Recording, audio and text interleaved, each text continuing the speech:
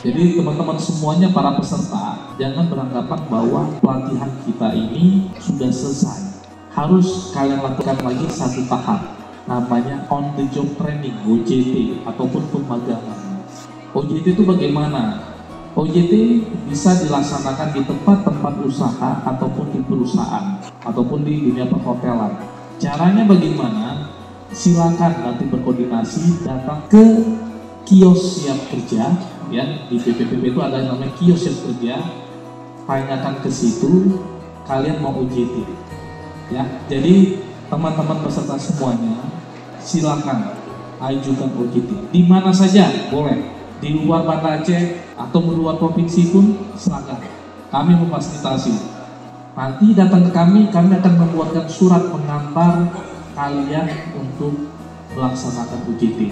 Itu yang harus dilakukan.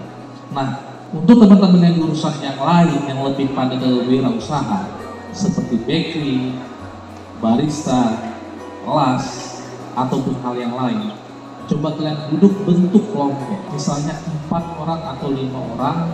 Dari uang yang kalian dapat itu coba dibentuk berapa modal utama yang bisa kalian lakukan untuk berwirausaha bersama.